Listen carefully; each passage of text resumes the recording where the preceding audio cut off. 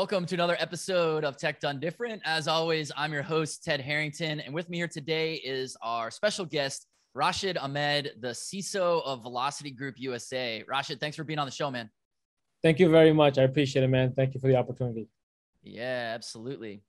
So I want to have you tell us a very rare story, which is a success story. You know, all too often when we think about security stories, they are cautionary tales. And that makes sense that that's not a bad thing. It's just, there's more of them. It's more vivid to say like, hey, when this thing failed, here's what we learned from that. Security is pretty hard to have success stories because it's usually like, we didn't get hacked. And does that mean it's because we did a good job or what? But you have a really interesting success story to share with us that has to do with ransomware. So can you paint the picture and start walking me through it? And I'm going to ask you questions as we go. Sure. So, so basically, this started January of 2020, right before COVID hit. So basically, I was asked to come in to this organization out here in New York to take a look at their systems. They were just acquired by another company, and one of the owners left, and bad business relationships between the organization and vendors and a whole bunch of stuff. So basically, I was asked to come in because they had to basically move out of the building. It was critical for them to move out of the building. So they wanted me to take a look at the security, take a look at their infrastructure, take a look at what they had, and see if I can help them get this accomplished. So one of my buddies actually asked me to help them out. They really needed help to get this thing going, and he was a little worried. So I'm like, okay, you know what? I'll go and take a look. So when I got there, I looked around, I looked at their network room, I looked at, people, processes, see what they have. Because I don't know nothing. I have absolutely no idea. I'm going in blind, completely blind. I don't know anybody. Nobody knows me. I'm getting the evil eye, when I'm walking through the halls, because like, who's this dude?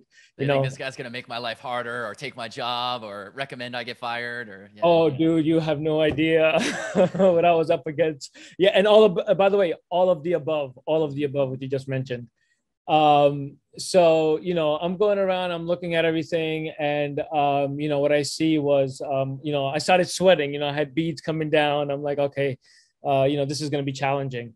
Just because, we have a company that's 50 years old, that has people from, all age groups, that don't understand technology and really don't understand security at all. Passwords were just, hey, it's ABCD, hey, it's 1, 2, 3, and everybody had stickies on their, on their monitors with all the passwords and everything. So I'm just walking around, just trying to understand, what I'm getting myself into here, and basically I knew right away that this is going to be some work. So basically, the biggest driver here was they had to move out of that building ASAP, because the owners they had to evacuate the building for whatever reasons, and that was top priority. I asked them what they had, how they were planning on doing it, and they were talking about backups. They were doing backups to an external hard drive, but they couldn't get the backups working because they had files that was probably about, I don't know, 100 gigabytes or 200 gigabytes worth of data. And the files were nested. When I mean nested, I mean nested.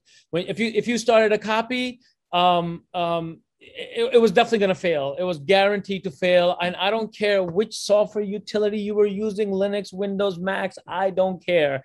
It was not happening. This thing was not going to copy everything. You would get a lot of it, but it wasn't copying everything. Mm-hmm.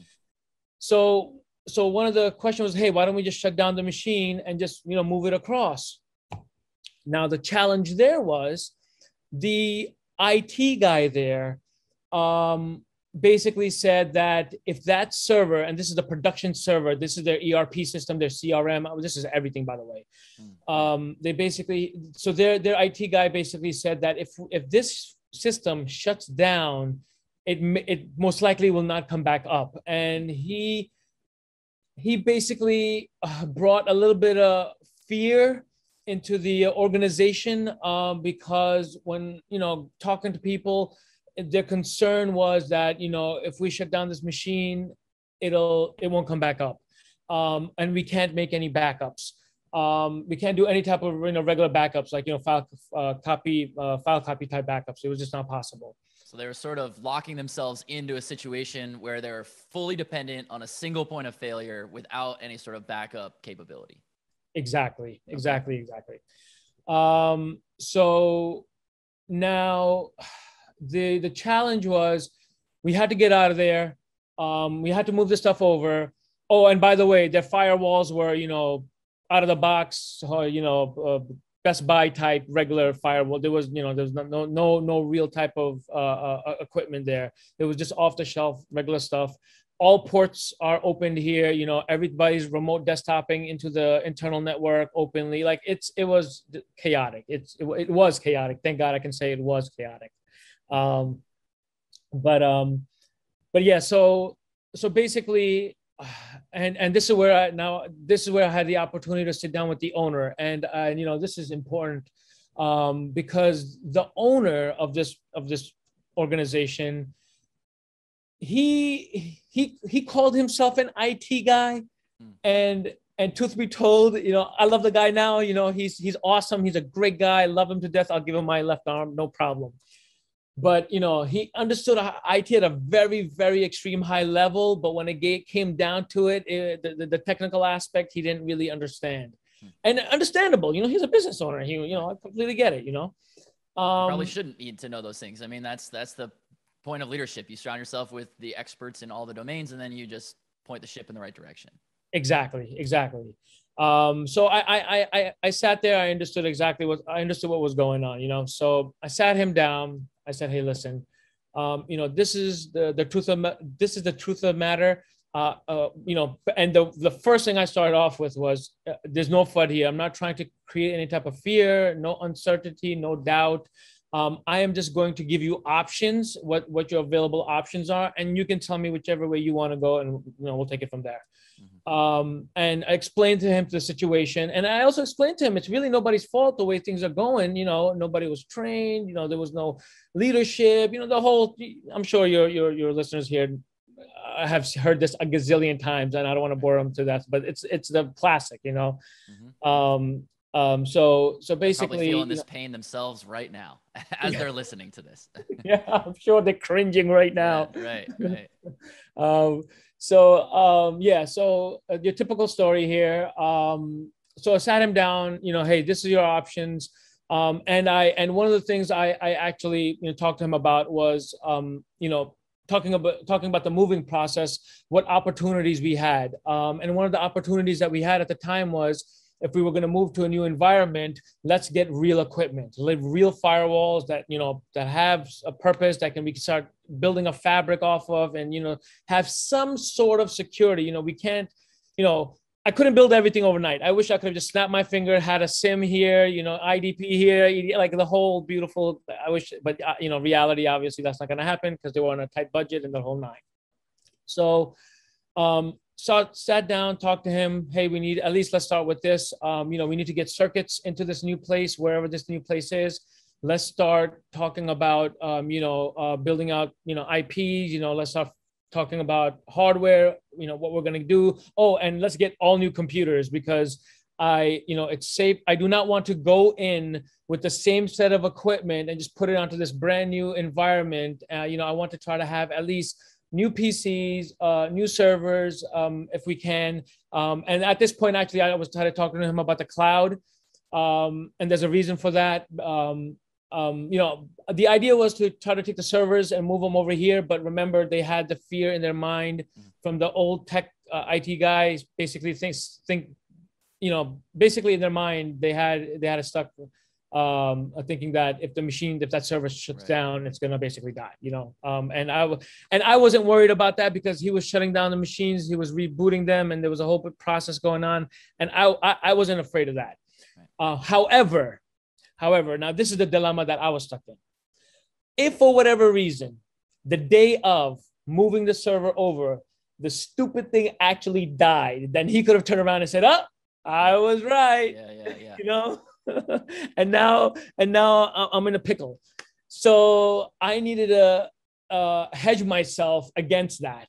And the only way I could have hedged against myself that was taking their system, creating a bit-to-bit copy, deduplication, and moving it into the cloud.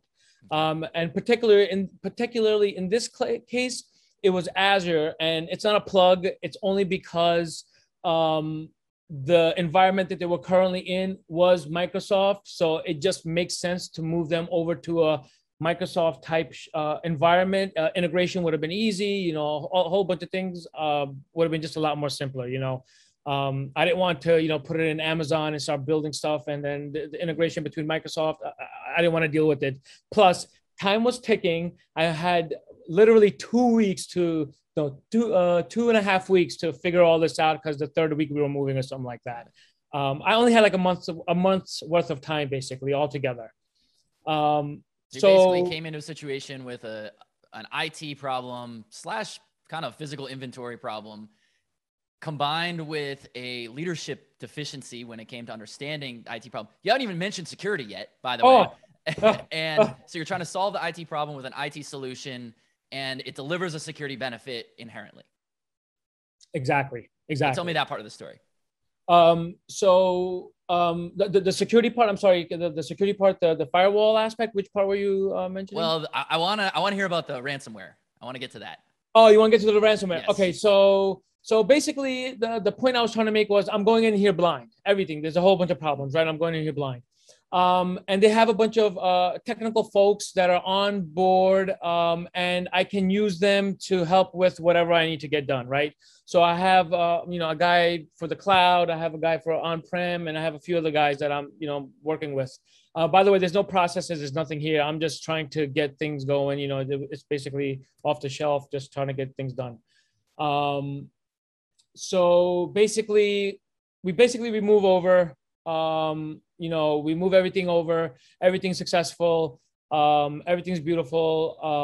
And during the middle of this entire thing, as we're going, putting this together, I find out maybe towards the end, when we move in, that I think I want to say it was about 3 weeks in, I get a call one morning saying that our machines aren't, this application isn't starting up. This is, by the way, this is 6 a.m. now. This is a 6 a.m. call. You know, application isn't starting up. And generally, this application does have problems. And generally, we need to just restart the server and life is peachy. I'm like, okay, you know what? Just restart it. Whatever. Have a nice life. Yeah. I'm off. Call me back. Sorry. I tried restarting it. It's still not happening. I'm like, what the hell? Then I'm thinking DNS issues, because we were having some DNS issues. I'm like, I would check the DNS. DNS, no, that's fine. I'm like, what the hell? I'm like, everything's great. There's nothing wrong. So I'm like, all right, let me, and I'm driving to work, by the way, 6 a.m. driving to the office. So I have this guy on the phone, this other tech on the phone, and I'm like, do me a favor. Can you see just browse onto the C drive, see what's going on? And I hear him go, uh-oh. And there's a silent. He's like, uh-oh. No. And I tell you, my heart literally sank to my stomach when he said, uh-oh. I'm like, oh, okay, what happened? He goes, there's a file here and it says something here. And right there, instantly, I knew what was going on. And I'm like, okay, let's see how bad this is. I'm like, can you please start browsing the drive and start taking a look at this, and see what's going on. So he's going through the drives. He's like, oh, yep, it's all encrypted, everything, all the files, the folder that basically is the ERP system and the CRM system and everything. It's basically a folder. It's all encrypted. It's all done for. And this is 6 a.m. by the way. So we basically I'm driving to the office. I get to the office. I'm like, you know what? Let me jump in. Let me take a look and let me see what's going on. By the time I get to the office, where I take a look, yep, sure enough, it's encrypted. We can't do anything. It's basically locked out. So do you have any sort of notification from whoever the perpetrator for this? How did you? So yeah, basically it was a message saying that, contact us, here's your code. They were nice enough to give us a special code. They were very generous. Customer They gave us service, right? customer service. Yeah. They gave us a unique code that would identify us, and that would basically, on their back end, give them, tell us, hey, this is their files and whatnot. But that's where we were at the time. So, just basically got everybody on the team, whichever I had one, two, three, they had about two or three guys on the call. Again, level 1 guys, very basic guys, just trying to understand and basically assess the situation. We know it's a ransomware. They had old backups, but those backups obviously weren't functioning on-prem. But as we moved into the cloud, and this was part of the story I wanted to actually get to, this was the saving grace of the story is, we had talked about with leadership about, instead of doing backups every month or every week, I asked, let's do that every day. It cost a little bit more money, but it was absolutely worth it at the end. So basically what we did was we looked at our infrastructure, we looked at everything. Yes, it's encrypted. We try to go through the log files and try to see, what happened, how they got in, what was going on. And I don't know if you want to make this a long story short, but basically they came through the internet from an open RDP session, and the credentials were available online. That's how they basically were able to get in. And then once they got in, obviously it was easy, it was cake. They were able to install everything and whatnot, blah, blah, blah. And the crazy thing about this is, when I first came in, we tried to change the passwords. And this is another trap. I guess I was in. I couldn't change the passwords. We couldn't change the password because a lot of the service accounts, they were all dependent on each other. They used, instead of creating a service account for a particular service, they would use their own passwords, and they never changed their passwords, and that whole spiel. So basically they were stuck now. They were at a point where they had to change their passwords. There's nothing that we couldn't do because it was out in the open. So we had to go back to all the application, get everybody on the team. We had to make sure we changed all the passwords.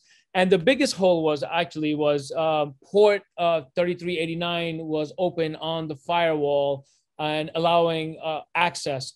That was actually initially closed when this was set up.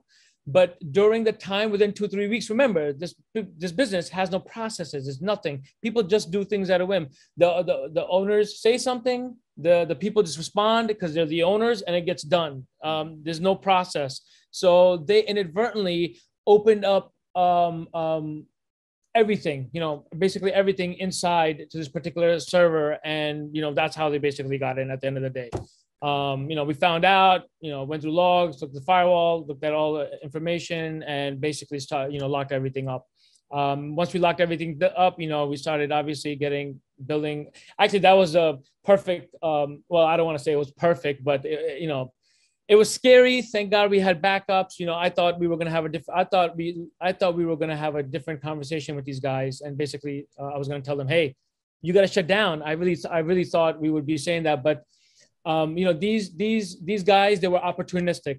They were only looking for an opportunity. Had they stuck around for a couple of weeks more, a couple of days more, they could have actually ventured out and did a lot more damage. But knock on wood, it didn't go there. At that point, we got really lucky because they only stopped there. They had the ability to do a lot more damage, but I guess somebody was on my side that night or that day or whatever. But that's basically what happened. So because of this process that you put in place to back everything up, which was to solve that IT problem, when everything was now encrypted because of ransomware, I don't know if we explicitly stated, but this was definitely an attack. An attacker was asking you to pay money to decrypt your files. Yes. You were able to go to that Azure instance and basically recreate your entire environment without having to pay the ransom, and you were backup operating very quickly, I believe, right? Like within hours. Yeah. We were once we figured out, we were literally the company was processing data, customer transaction within 4 hours flat, we were up and running, like as the network, like as if nothing had ever happened. That's the state we got back. Literally the night before, we were back up the night before, midnight before we were. And remember this attack happened at 6 a.m. So 6 a.m. is when they were just starting. Right. So I'm glad whatever happened between midnight and 6 a.m. because we had the backups from midnight. Yeah. That's amazing. And when you think about, by comparison, even when organizations are able to recover from a ransomware attack, whether they pay the ransom or not, but often it takes weeks, months, sometimes longer than that. And what do you think was the linchpin to why you were able to recover so quickly? It was seriously, at the end, I thought back about this, and it was because it was simple. The simple fact that there was no backup, there was no redundancy, they had nothing in place, and we had to move to a new physical environment, and we had this fear of the system going down. Just sitting down and thinking, understanding the risks. I think at the end of the day, that's what it came down to, is understand your risk. I truly understood what the risks were at that point in time and what we had to get done in a short period of time based on this business owner's requirements. And, just making sure I can go back at any moment in time, I think was my absolute saving grace. Because remember, when we moved, we were taking snapshots, we were taking multiple backups, we were doing a bunch of things that we weren't normally doing. Not we, what they weren't normally doing. After I came, we changed some process around, and we're still developing, but that was literally, if we would have taken a week backup, we would have been okay. It wouldn't have been the worst thing in the world to re-enter data back, 4 days, a week, maybe. It wouldn't have been the worst thing in the world. We would have still been functional. The organization would have still been in business. It would have just sucked, entering all that data in. Right. But, just a few dollars more, I was able to create a nightly backup, and that few dollars basically saved the entire organization.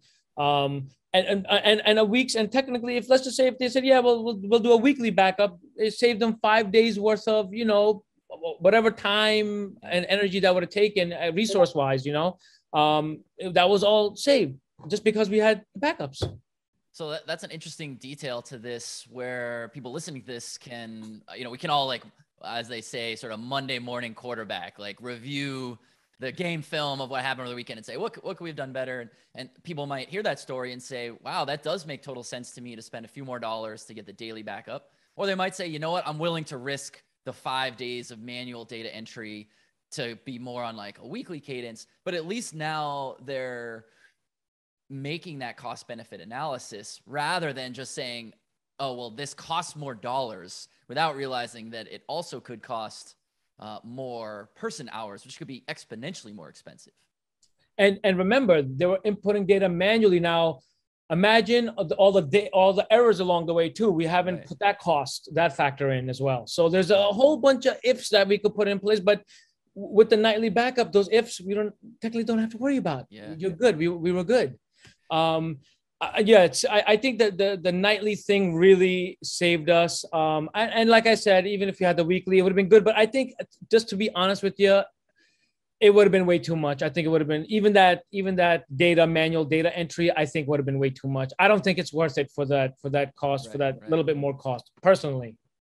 So I was going to ask you about things that you learned from the story. It sounds like one that is coming through loud and clear is that cost benefit analysis. It sounds like you definitely did some things right. What were the things that you learned that maybe you would do better next time? So someone's listening to this story, they're like, wow, Rashid really saved the day here with this, but there are still things you would have improved upon. What might those things be?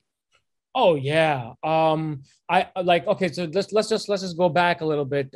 Maybe if I would have spent a little bit more time and said, hey, listen, maybe we need to spend more time on these processes, because I understand, the gaps, the knowledge gaps between all these IT folks.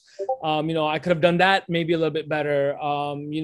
Maybe I could have implemented better. I could have thrown a piece of software in that could have helped me. I mean, there's a whole bunch of what ifs that I can go back and think about. But then, I think about, when I really sit down and I think about it, I'm like, okay, you know what? I did have some challenges that I was faced up against. Obviously. So I could have probably done this a little bit better. Maybe if I spent a little bit more time doing this, maybe a little bit more time this, maybe I would have received an alert prior to the actual ransomware attack. You sit down and you think about these things. What if I would have invested the time in a sim? Would that would have been better? Who knows? But I think maybe maybe if I would have, I think, spent maybe just a little bit more time in the processes, I think maybe I would have been in a better place. But yeah, I think either that entire process, I would have said, I think that would be the biggest takeaway on my end. Oh, that's awesome. Well, this is definitely a really cool story. I'm glad we got to feature you and feature this story here on the show. As we come up to the end of our time here, is there any parting wisdom that you want to share with anyone that you learned from this particular experience?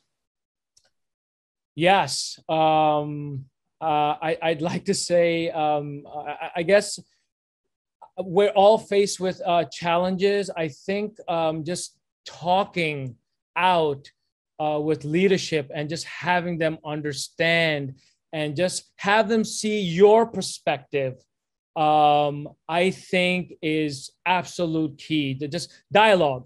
It's absolute key. It's the driver in everything. It's the decision between yes and no. And as a security guy, you want that yes. You want to exude that confidence. Hey, this is serious stuff. We need to do this. And they just turn around and listen. So I think dialogue at the end of the day, I think is very important. I love it. I love it. What a powerful idea. Well, Rashid, thank you so much for spending some time with us here together today. You've been great. I love the story. Thank you, man. I appreciate it. Thank you for having me. Yeah, absolutely. And for everybody listening, if you want to learn more about Rashid or about the podcast itself, just go to tedharrington.com/podcast, and we'll catch you next time.